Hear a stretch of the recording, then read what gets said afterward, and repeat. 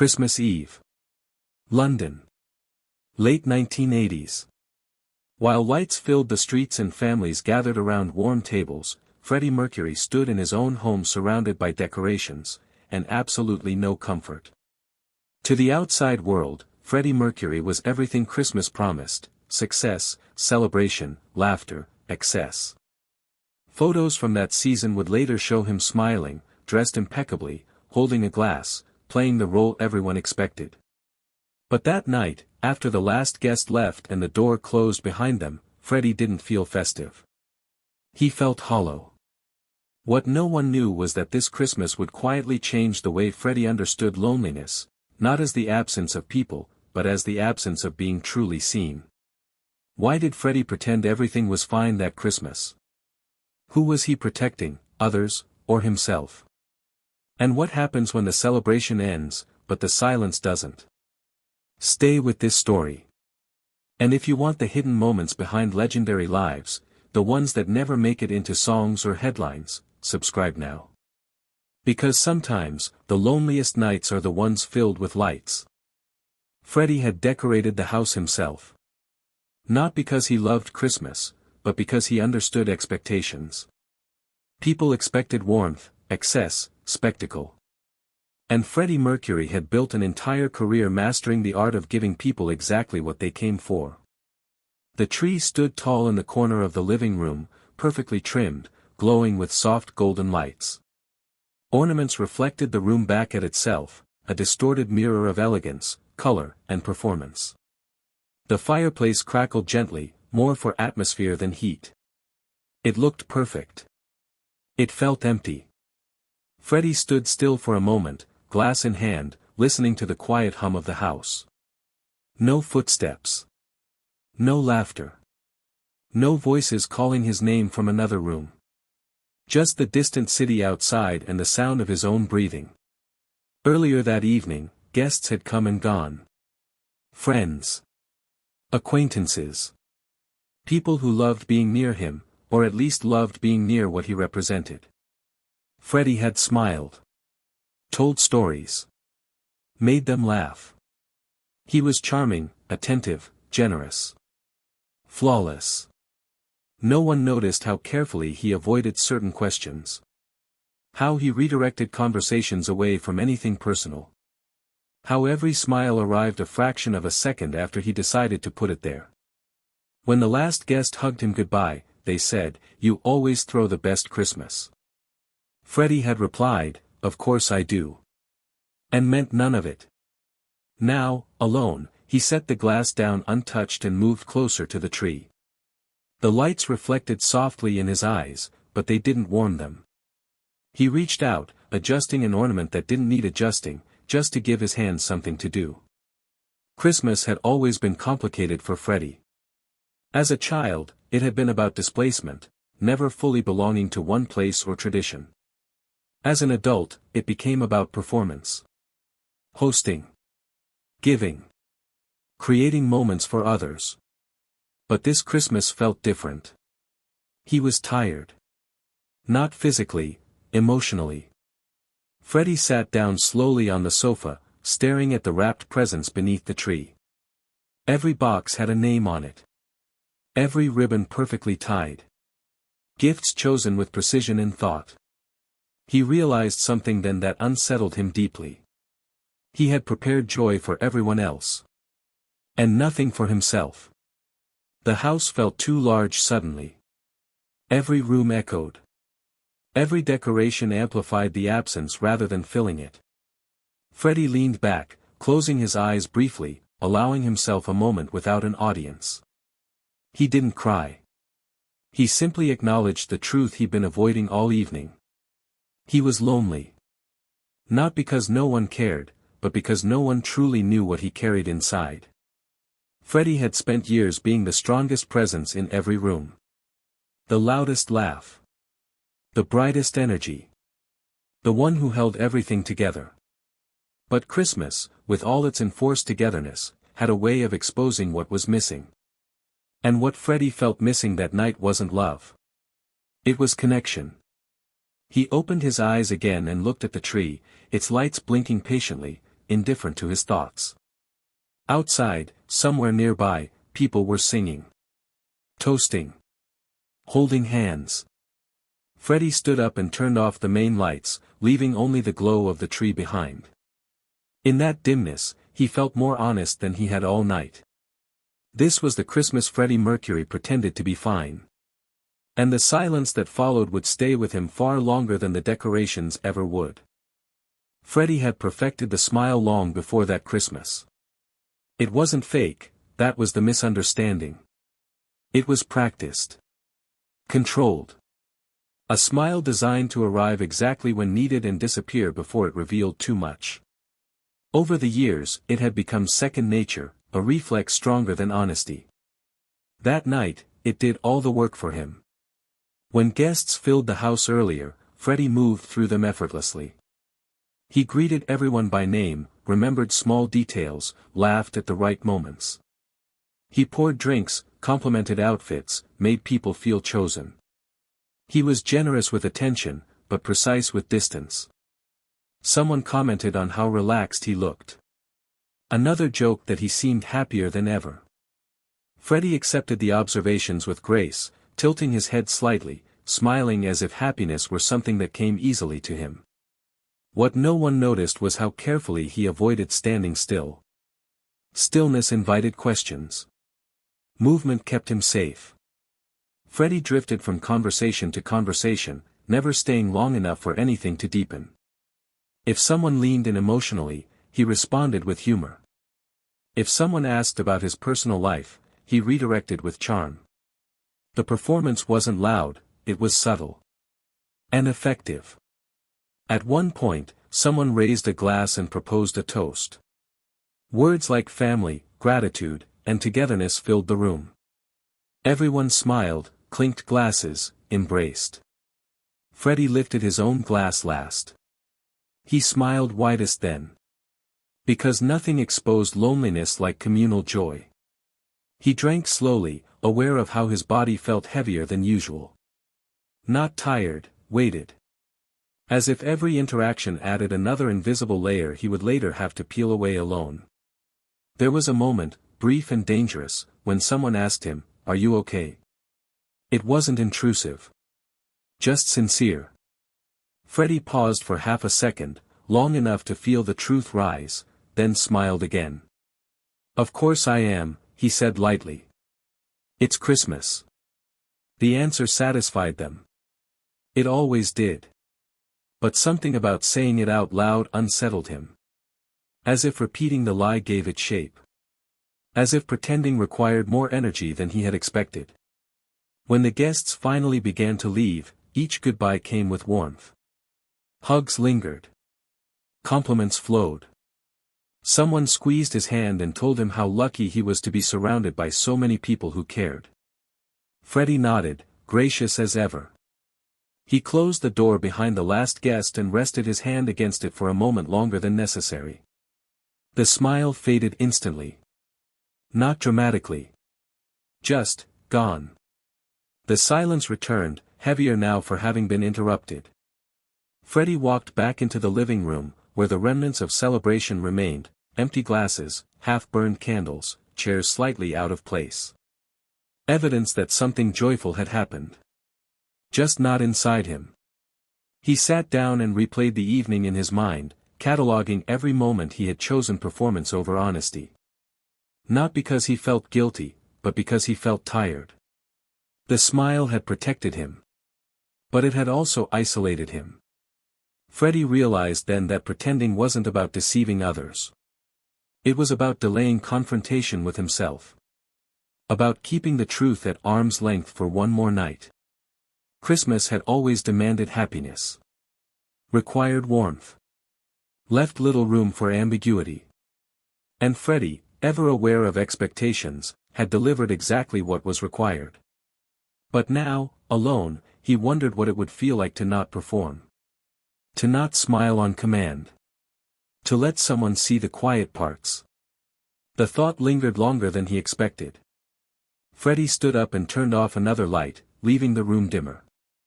More honest.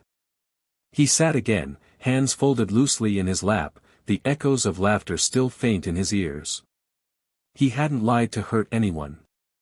He had lied to survive the night.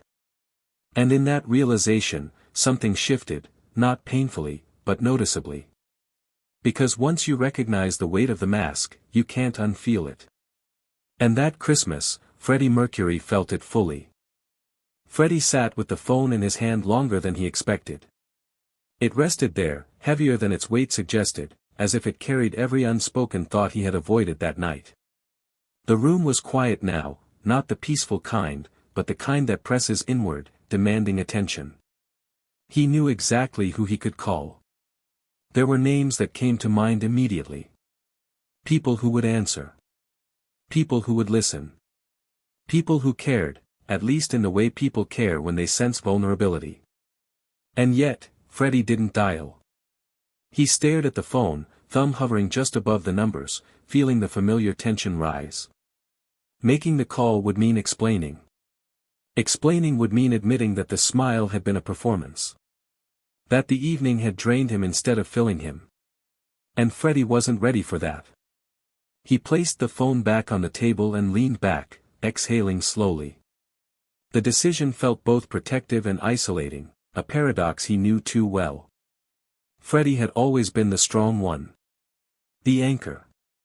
The energy source. People leaned on him, not the other way around.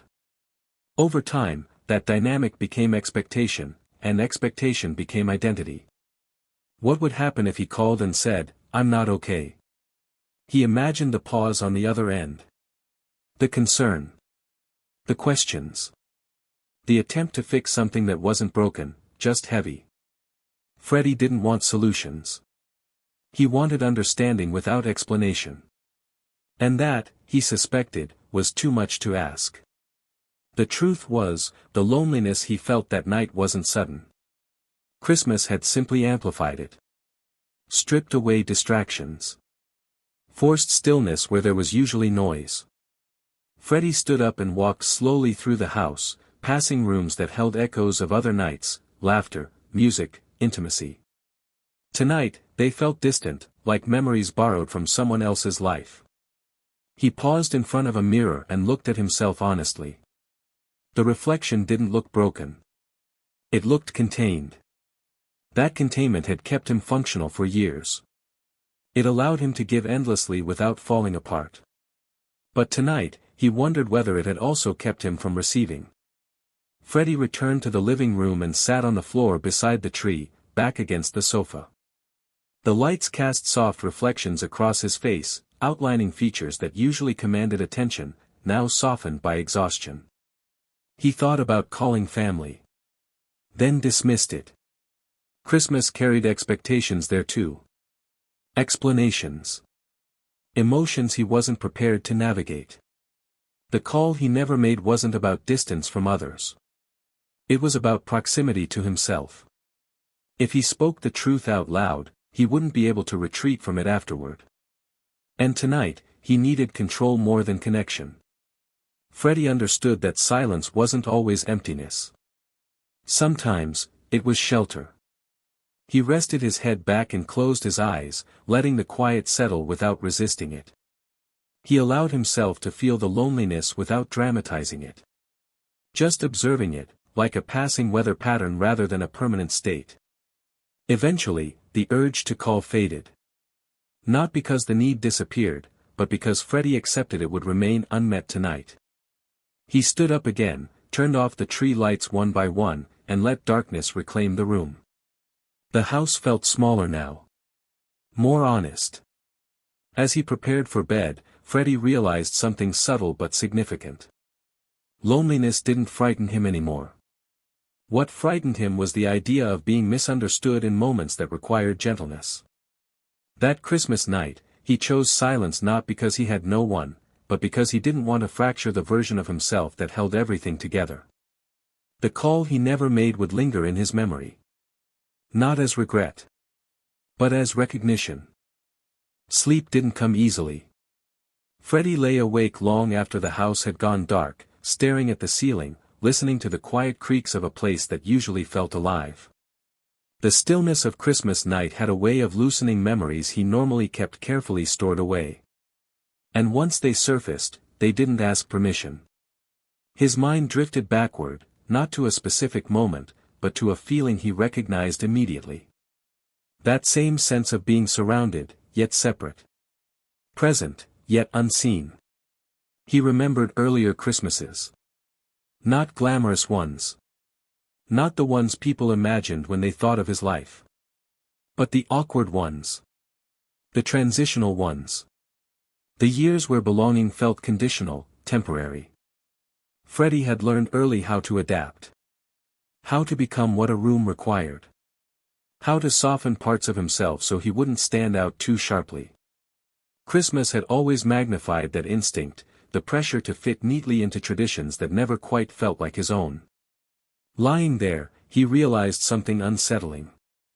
That night felt familiar. Not because it was lonely, but because it echoed a pattern. Freddie had spent much of his life mastering visibility while protecting invisibility. People saw him constantly, yet few ever reached the core. He had built closeness through performance, affection through presence, but rarely through vulnerability. And Christmas, with all its emphasis on togetherness, exposed that imbalance. He turned onto his side and stared into the darkness, feeling the weight of memory settle gently but firmly. Not painful, just persistent. Freddie thought about the people who had come and gone in his life. How some connections burned bright and brief, while others faded quietly without confrontation. He wondered how many of those endings were caused by circumstance, and how many by his own careful distance. He had always told himself that independence was strength. Tonight, he questioned whether it had also been armor. The memory that stayed with him longest wasn't dramatic. It was small. A simple moment from years earlier, sitting in a room full of people, laughing at the right moments, feeling completely alone. The realization tightened something in his chest. He hadn't changed as much as he thought. Fame hadn't altered the pattern. It had just amplified it. Freddie sat up slowly, rubbing his face with his hands, grounding himself in the present. He didn't want to spiral into regret. That had never been his way. Instead, he let the memory exist without judgment. Understanding didn't require punishment. He stood and walked quietly to the window, looking out at the darkened street. Somewhere, people were still celebrating. Somewhere, families were still awake, voices overlapping, warmth spilling into the night. Freddie felt no envy. Just awareness. This Christmas wasn't an anomaly. It was a reflection. And reflections, once seen clearly, demanded acknowledgement. He returned to bed and lay back down, calmer now. The memory had surfaced for a reason, not to wound him, but to reveal something he had long avoided naming. That pretending came naturally to him. That being real required effort. And perhaps, just perhaps, the weight he felt tonight wasn't meant to be endured forever. The thought lingered as sleep finally approached. Not as resolution. But as possibility.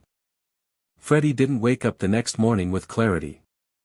There was no sudden revelation, no dramatic resolve waiting for him with the daylight. The house looked the same. The air felt the same. And yet, something subtle had shifted during the night. He felt it in the quiet. Christmas morning arrived softly, without ceremony. Freddie moved through the house slowly, aware of his own presence in each room. The decorations still stood. The tree lights blinked patiently, as if nothing had happened. But something had. Freddie poured himself a drink, not to celebrate, not to numb, simply out of habit. He stood by the window again, watching the world resume its rhythm. Cars passed. People carried gifts. Life continued without pause. That normalcy made the truth unavoidable. No one was coming to rescue him from the loneliness he felt. And for the first time, that realization didn't feel cruel. It felt clarifying. Freddie understood then that waiting to be seen, truly seen, without effort was unrealistic. Not because people didn't care, but because he had spent years teaching them how to see him, strong, composed, complete. He had built the image expertly. Now, he had to decide whether to maintain it unchanged. The decision didn't come with words. He didn't vow to be more honest. He didn't promise himself transformation. Freddie had never trusted grand declarations. Instead, he adjusted something internal. A recalibration. He decided he wouldn't perform joy automatically anymore. That he wouldn't offer energy where there was no room for reciprocity. That he wouldn't confuse being admired with being understood. This wasn't bitterness. It was self-respect. Freddie thought about the call he hadn't made the night before. He didn't regret it, but he acknowledged what it represented. Not avoidance, but boundaries. He realized he needed relationships that could hold silence as comfortably as laughter. That realization narrowed the field considerably. He smiled at that, not sadly, but knowingly. Quality over quantity had always mattered to him in art. It was time it mattered in life too. Freddie moved through the day quietly. He answered messages. Returned calls. Thanked people for their wishes. He sounded like himself. Polished. Warm. But internally, he was making choices. He began to recognize moments where he would have previously overextended, and chose not to. Moments where he would have filled silence, and let it stand. Moments where he would have pretended ease, and allowed neutrality instead. No one noticed immediately. These shifts never announced themselves. But Freddie felt lighter with each one. He wasn't closing himself off. He was conserving himself.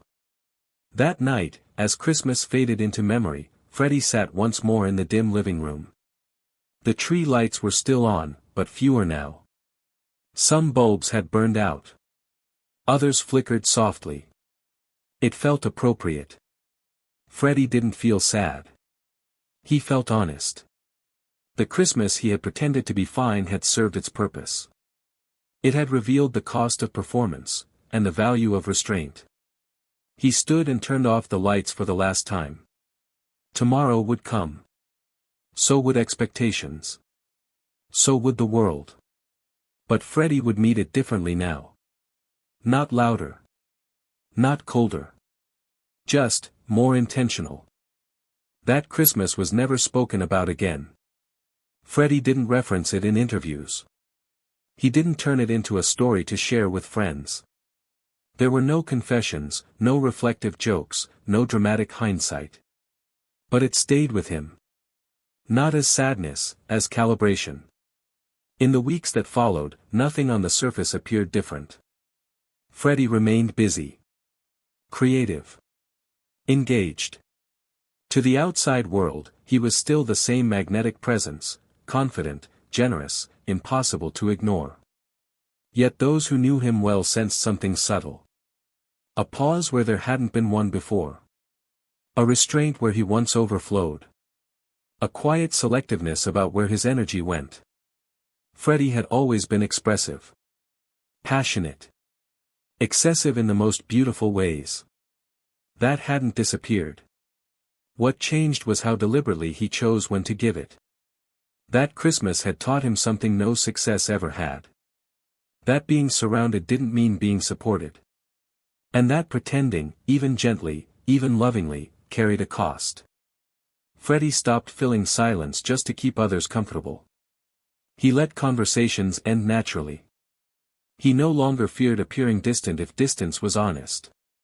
When he gave fully, but less often. And in that, he found something unexpected. Peace. It wasn't constant. It wasn't perfect. But it was real. Freddie began valuing moments that required no performance. Shared quiet. Presence without expectation. People who didn't demand the version of him they admired most. There were fewer of those people. But they mattered more. He understood now that loneliness wasn't solved by company. It was eased by alignment. That Christmas night, the one filled with lights and silence, had shown him the gap between who he appeared to be and how he felt. And instead of widening that gap further, Freddie chose to narrow it. Carefully. Privately. Without announcement. He didn't become colder. He became clearer. Freddie Mercury would still command stages. Still laugh loudly. Still dazzle rooms. But underneath it all, there was a quieter rhythm guiding him, one shaped by that night when the decorations shone brighter than the connection. He had learned to protect the parts of himself that didn't need applause. And that, more than any gift exchanged that year, stayed with him. That Christmas didn't make him sad. It made him honest. And honesty, once chosen, doesn't fade when the season ends. It carries forward.